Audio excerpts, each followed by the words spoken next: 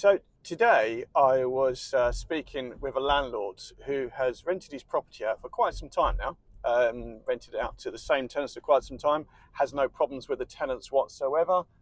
Everything's all tickety-boo, wants to renew his tenancy agreement. However, when I said to him, would you like to review the rent? Mr. Landlord said, no, I'd quite like to keep the rent way below market value as a thank you to my tenants for being there for so long. Which struck me as strange because probably one of the biggest investments, and you're limiting your growth and you're not actually helping your tenants. Let me explain why. So, assuming you would probably want to sell your property at some point, you may or may not, but let's assume you may want to sell your property at some point. If you are charging a rent lower than market value and you are trying to sell your property with your tenant in situ as an investment, it won't sell. And the reason it won't sell because it's not a good investment. And therefore, in order to make it a good investment, you would need to do a massive hike in the rent to make that property more appealing. Short of that, if you wanted to sell it on the open market to a non-investor, say like a first-time buyer, then you'd need to serve notice on the tenant and ask them to leave. So you haven't helped the tenant either way. The other thing to factor in as well is that at some point you probably will want to increase the rent. You may have costs. Your costs may go up. We all know landlords' costs are going through the roof at the moment.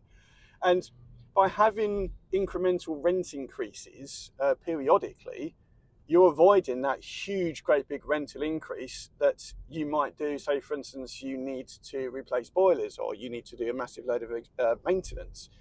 And then you need to review the rent and you serve your tenant with a relevant notice. All of a sudden, they've got a huge hike in their rental payments, which potentially could lead to financial difficulties, which potentially could lead to them not being able to afford the property, and then you having to go through the process of taking them to court, which would ruin any relationship that a landlord may have. So often landlords think they're actually doing their tenants a favour by not increasing the rent and keeping it the same. Well, in fact, they're not. They're actually doing the different. They're doing worse.